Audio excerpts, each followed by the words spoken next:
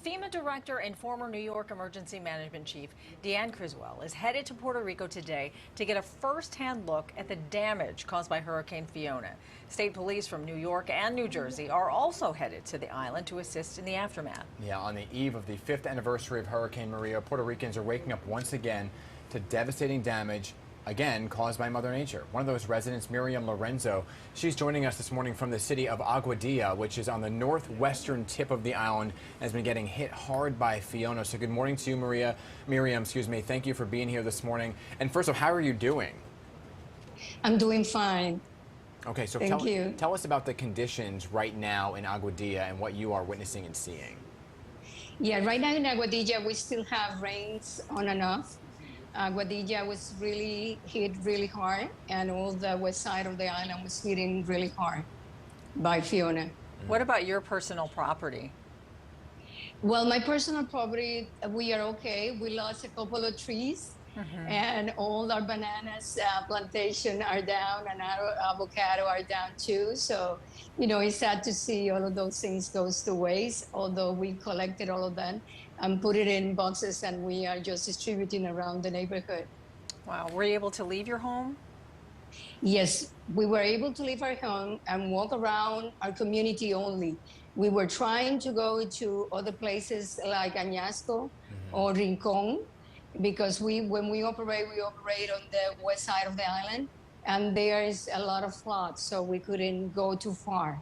Yeah. But there's a lot of devastation around here too.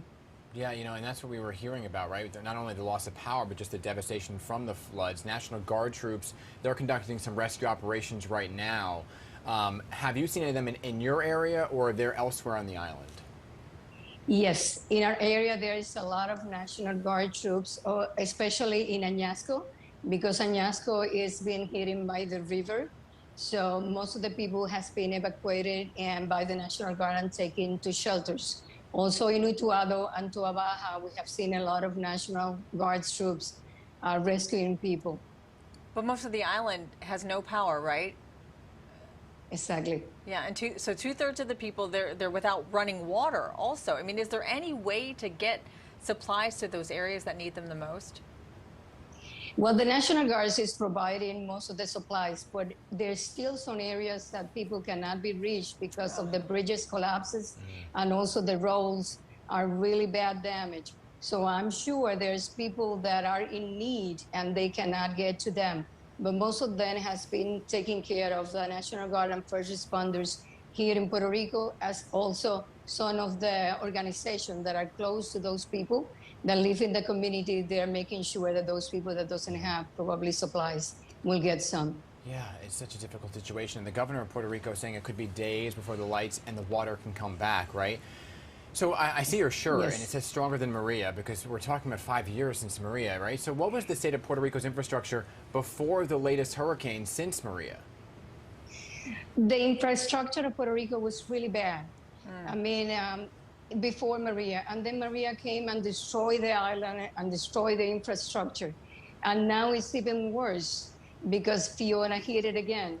So I don't know what we're going to do, but we need to do something about it. The infrastructure needs to be completely established, completely renewed.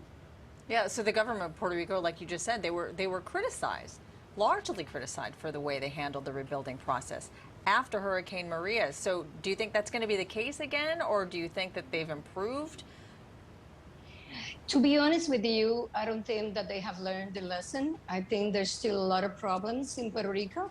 We still were recuperating from Maria, and now we have a different company running the grid.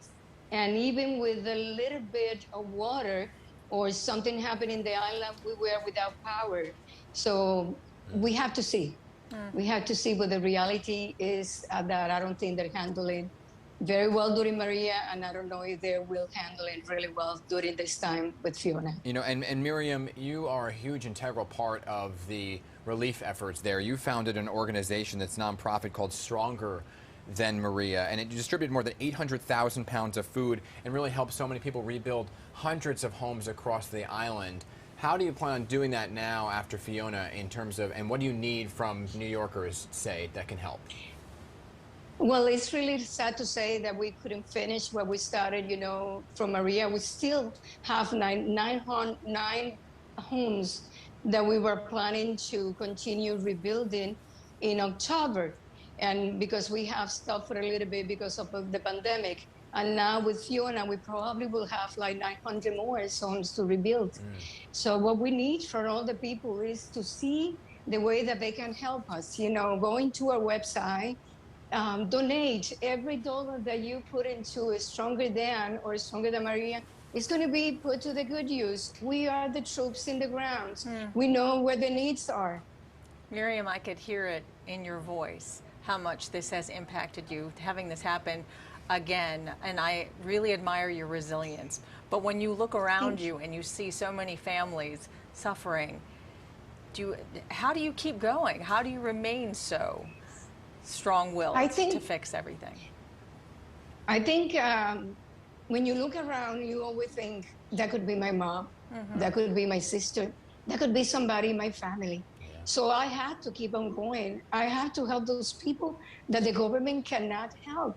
I mean, we understand there is so many people in need.